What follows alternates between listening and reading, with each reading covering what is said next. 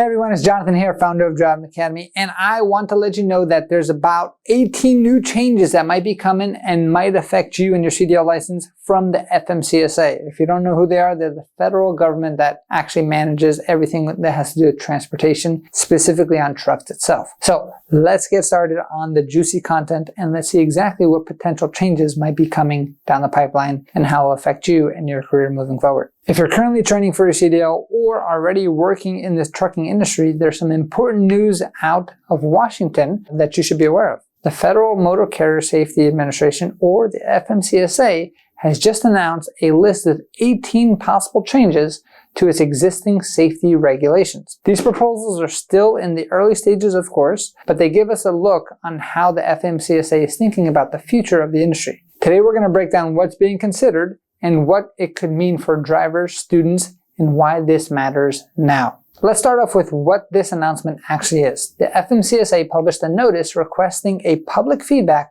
on 18 different areas of regulation. They're calling this a rules review, part of their larger effort to update, streamline, or even remove outdated requirements. This doesn't mean that the rules are changing yet, but it is a signal for change that could be coming. And if you're entering the industry now, it's smart to understand what might be ahead. Here are some of the key areas under review. First, the FMCSA is looking at possible changes for the definition of agricultural commodities, which could impact out-of-service exemptions for certain drivers. Second, they're reviewing current rules on emergency equipment. That means that the requirements for reflective triangles, fire extinguishers, or other safety gear might get revised or clarified. Third, there's talks about revising the medical qualifications for drivers, especially around diabetes, vision, or other health conditions. One of the requirements currently is that you must get a DOT physical. So they're actually thinking about, hey, are we testing for the right things? Should we modify any of those things? Should we make it harder, make it easier for people? But ultimately, the goal of the DOT physical is to make sure that you can actually are healthy enough to drive a tractor trailer. Another area of review is the rules around driver safety performance history. This could affect how long carriers are required to keep safety records and what kind of data is included in employment background checks. They're also asking for feedback on rules involving the transportation of household goods, vehicle inspections,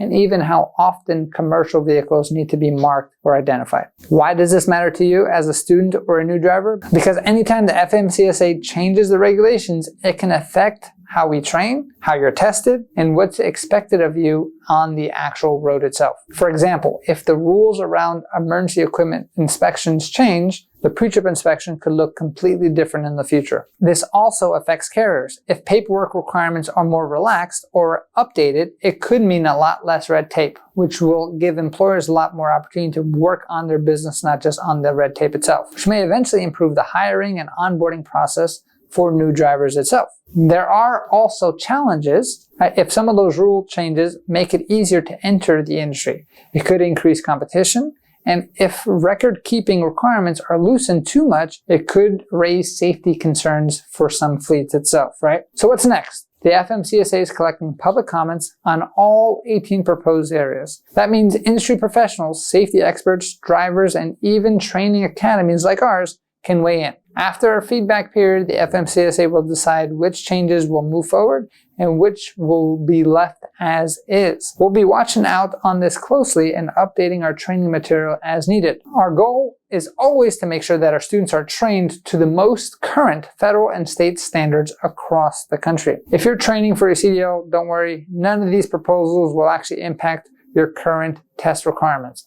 But staying informed helps you stay ready when the rules do actually change. We'll be here to walk you through every step of the way anytime things do. So if you have any questions or concerns about any of these proposed rule changes, you can do one of two things. Either leave a comment below and let's have a discussion about it, or the best thing to do is actually go to the FMCSA and input what your actually thoughts are.